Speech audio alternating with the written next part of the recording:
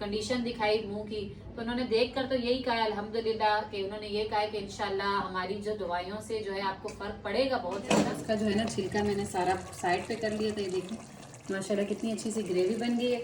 और यहाँ मैंने जो प्याज निकाला था उसको, ये हमें कमेंट्स भी हम आते हैं कि यार ये आप सफ़ेद रोटी क्या होती है। सफ़ेद रोटी भाई जी कराची में रहने वाले जानते हैं, एक वाइट आटा होता है, एक रेड आटा होता है, सफ़ेद रोटी होती है, लाल रोटी होती है। तो मैं पैसे देकर जी कैसे हैं आप सब? अल्लाह पाक आप सबको आपकी फैमिली को खुश रखे, आबाद रखे। तो जी आज बच्चों की है लास्ट छुट्टी, कल से बच्चों ने जाना है स्कूल। तो आज थोड़ा देर से वैसे ही उठे हैं जैसे बच्चे उठते हैं। तो मैंने यहाँ बनाई है चाय और ब्रेड पड़ी थी, तो ये कह रहे हैं चाय और ब्रेड का नाश्ता करेंगे, तो बस इनको नाश्ता दे देती हूँ। फिर उसके बाद की रूटीन देखते हैं कि खाने में क्या बनाना है, या बच्चों से पूछते हैं आज क्या करना है। मान बंद लोगे आप क्या? ब्रेड यही लोगे? ये लोगे? खाओ ना तो बेटा, खाओ, आगे कर लो। ये लो चीज़ा, खाओ, मक्खन लगा लो। जी नाश्ता करने के बाद बच्चे तो बाहर चले गए हैं, शिज़ा और मिशी बैठी हैं। मैं बाहर गया, मैंने बाहर से ला के दिए इनको आलू और थोड़ा सा जो है ना चिकन ला के दिया है। मैंने कहा आलू चिकन का शोरबे वाला सालन बना दो दोपहर के लिए, क्यों मिशी? जी बच्चों ने सुबह बस नाश्ता बनाया था, तो चाय के साथ एक एक स्लाइस ही दिया था ब्रेड का, क्योंकि उनका मूड ही नहीं हो रहा था, कह रहे थे कि अभी नहीं खा रहे, बाहर चले गए हैं। तो फिर मैंने कहा इनसे जल्दी मुझे खाना ला दो, ताकि बच्चों के खाने से पहले पहले जो है ना हमारा खाना जो है रेडी हो जाए। तो बस यहीं बैठे बैठे जी ये गए हुए थे सब्जी वगैरह लेने, इन्होंने चिकन लेके आना था और आलू, बाकी टमाटर प्याज वगैरह तो घर में पड़ा हुआ था सब कुछ, तो ये लेकर आए। मैंने कहा कटिंग कर देती हूँ। भाई की भी कॉल आई थी, उनसे भी पीछे बात हुई जी। माशाल्लाह मेरे भाई पहुंच चुके हैं, अल्लाह ने अल्लाह का लाख लाख शुक्र है जी जो वो खैरियत से पहुंच गए। रात को पहुंचे थे काफी देर से, रात को उनको 8 बज गए थे, 8:30 का टाइम, तो वो सिर्फ सवात पहुंचे थे। और उन्होंने सवात से आगे भी 4-5 घंटे का सफर करके जिस जगह उन्होंने मैन पहुंचना था ना, वो 4-5 घंटे का सफर और भी था। तो रात को उन्होंने स्टे किया वहीं होटल में उन्होंने एक रूम लिया था। 9 बजे वो पहुंचे और सुबह 6 बजे उन्होंने निकलना था। तो उन्होंने कहा इस हिसाब से कोई रूम ले लेता हूँ, लेकिन काफी जगह ढूंढी, प्याज बहुत तेज है, मेरी आंखें जला दी इन्होंने, तो बहुत ज्यादा जो है देर हो गई थी। तो वो कहते हैं कि रूम मिल ही नहीं रहा था, बड़ी मुश्किल से एक होटल में रूम मिला, जिसका किराया उन्होंने सिर्फ एक दिन का उनसे 2500 रुपया लिया है। देखे मतलब इंसान मजबूर होता है, मजबूरी में यहाँ से जाता है, ना आगे कोई रुकने वाला हो ना कुछ। तो अच्छा एक बात मैं आपको बताऊं जी, ये मिशी ने कहा है एक दिन का किराया जो है ना 2500 रुपया था। किराया तो जी इससे भी ज़्यादा एक्सपेंसिव होता है, 5-5 हज़ार भी होता है, इससे ज़्यादा 6-6 हज़ार भी होता है। लेकिन उन्होंने हमें वीडियो कॉल की थी, बिल्कुल बेकार सा एक कमरा था।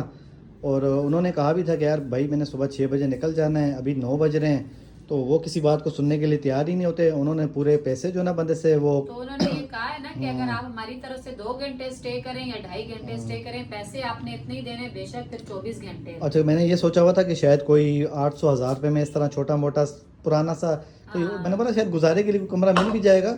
लेकिन उन्होंने पूरे 2500 रुपये लिए जी, 9 बजे से लेकर सुबह 6 बजे। हालांकि उसने जाना था, उन्होंने कहा कि 6 बजे जाएं, हमारी तरफ से आप 24 घंटे इस्तेमाल करें, हमने जो है किराया पूरा लेना होता है। जी बस चलिए जो भी है, जब गए थे तो फिर कुछ ना कुछ तो करना था। सर्दी की रातें थी तो वो बाहर भी नहीं गुजार सकते थे कि कहीं चले बाहर बैठ के होटल वगैरह पे किसी जगह पे बंदा टाइम गुजार ले, कि रात तो पता ही नहीं चलती। लेकिन सर्दी की रातें आपको पता है गुजरती ही नहीं है, सर्दी होती है ठीक ठाक। तो कमरा इतना था कि सेफ था।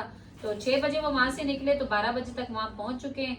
उन्होंने कॉल की कि मैं यहाँ आ गया और सारी बात उनसे हो चुकी है। उन्होंने सारी अपनी फाइल वगैरह उनको दिखाई, अपनी कंडीशन दिखाई मुंह की। तो उन्होंने देखकर तो यही कहा अल्हम्दुलिल्लाह कि उन्होंने ये कहा कि इंशाल्लाह हमारी जो दवाइयों से जो है आपको फर्क पड़ेगा बहुत ज्यादा। आसपास के इलाके वाले ने भी बहुत ज्यादा उनकी वो की कि हाँ जी इनको यहाँ से जो है काफी ऐसे मरीज आते हैं लेकिन उनको अफाका होता है। तो सब मेरे मालिक का करम है जी, वो चाहते हैं तो कोई वसीला बनता है, वरना तो देखें पता ही नहीं होता हमें क्या कहाँ है कौन है। मेरे मालिक ने चाहा, हमारे दिलों में ये बात आई और हम वहाँ पहुंचे। मैंने कहा भाई से कि आप बेफिक्र हो, आप पैसों की परवाह ना करें, अगर आपको कहीं से फर्क पड़ता है, मुझे ऐसा लगता है कि जैसे आपको आराम हो रहा है, तो आपसे बढ़कर ये पैसे नहीं है। तो फिर कुछ पैसे उनके पास थे, कुछ उन्होंने और हमसे यहाँ से पैसे मंगवाए, हमने इजी पैसा उनको किया है। तो उन्होंने पूरी 40 दिन की दवाई ली है। 10 दिन की उन्होंने पहले उनसे ये कहा था कि आप बेशक 10 दिन की दवाई लें, वो मेरी तरफ से आपको फ्री है। अगर आपको उस दवाई से फर्क पड़ता है तो फिर आप आके दोबारा और दवाइयां ले जाए। तो मैंने उनसे कहा कि इतना सफर करना, फिर इतने किराए लगाना, थकना, फिर वहां पहुंचना, वही हिसाब पड़ जाएगा। तो आप उनसे पूछेंगे 45 दिन के टोटल क्या बनेंगे। उन्होंने कहा कि एक दिन की दवाई हमारी 500 रुपए की है, तो 10 दिन की हम आपको फ्री देंगे, 35 दिन की आपको लेनी पड़ेगी। तो फिर मैंने भाई से कहा कि आप ले लें। वो उन्होंने ले लिया। वो वहां से निकल चुके हैं, कह रहे थे कि यहाँ से गाड़ी मुझे एबटाबाद की मिलेगी, तो वो एबटाबाद उतरेंगे। मैंने उनसे कहा है कि एबटाबाद भी आपको देर हो जाएगी, कोई होटल वगैरह देख लेना अगर आपको लगे मुनासिब तो वहाँ रुक जाना, वरना हरीपुर वगैरह हमारा जो अपना गाँव है वहाँ चले जाना।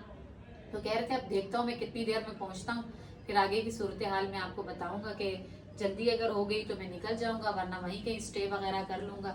अब देखें क्या बात बनती है, कुछ समझ में नहीं आ रहा। लेकिन आप सब ने दुआ की, हमने भी की, तो अल्लाह पाक ने ये जरिया तो अच्छा किया। अभी भी आगे उनके लिए दुआ करें कि अल्लाह पाक उनके लिए आगे का सफर भी आसानी से गुजारे, अल्लाह पाक उनको इफाका दे इसी चीज से।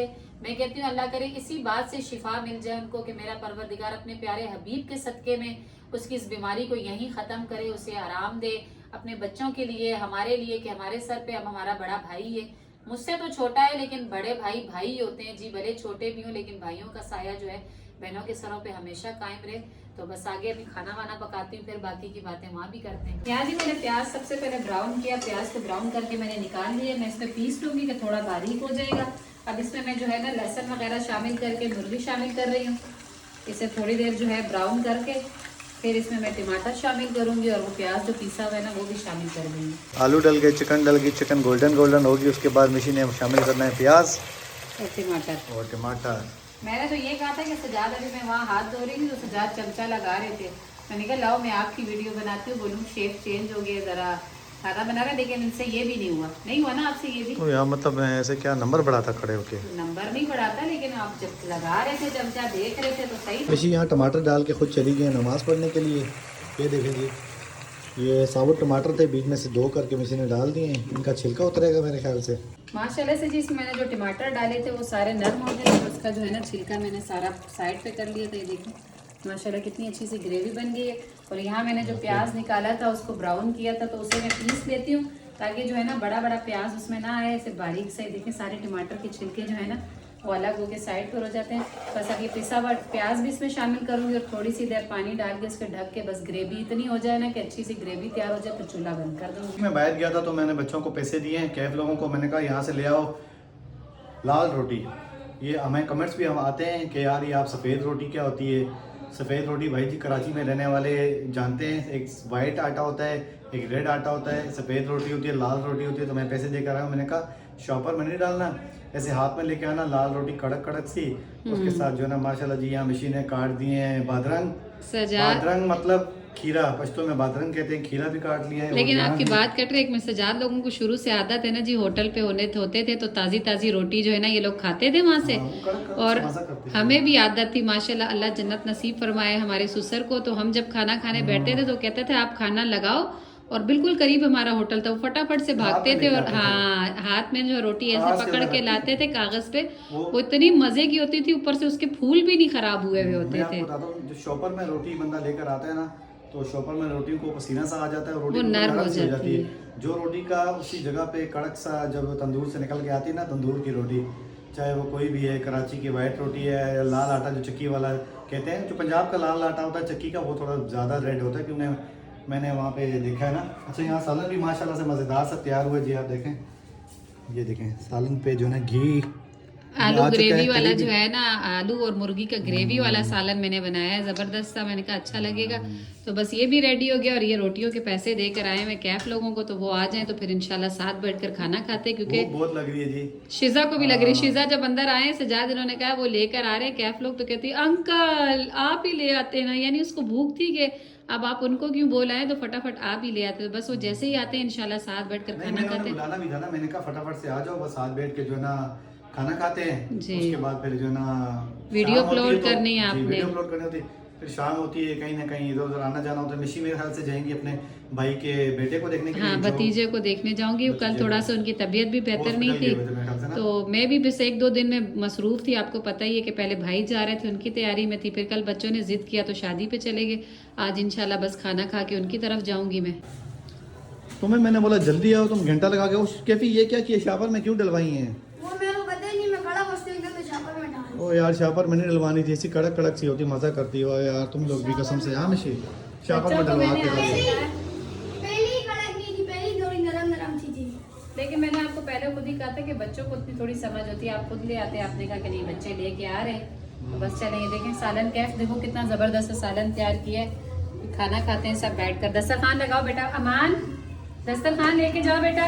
माशाल्लाह से जी बच्चे लेकर आ गए थे बाहर से लाल रोटी, ये देखें जबरदस्ती ये रोटियां लेकर आए। तो ऐसे सालन के साथ अच्छी लगती है। मैंने तो सोचा था आटा गूंद कर दूंगी, पेड़े बना के तो लगवा कर ले आए, लेकिन ये लोग थे नहीं और सजाद इन्हें बाहर देख कर लाए, तो ये कहते हैं कि हमें भूख लग रही है। तो मैंने कहा चले वो बाद में फिर सही। ये देखें माशाल्लाह से सालन भी हमारा इतना अच्छा ग्रेवी वाला तैयार हुआ है। आलू मुर्गी का सालन है जी, जबरदस्त सा। बच्चों को भूख लग रही है, खीरे भी साथ काट लिए। जी बना खाना शुरू कर दो, खाओ शीजा बेटा।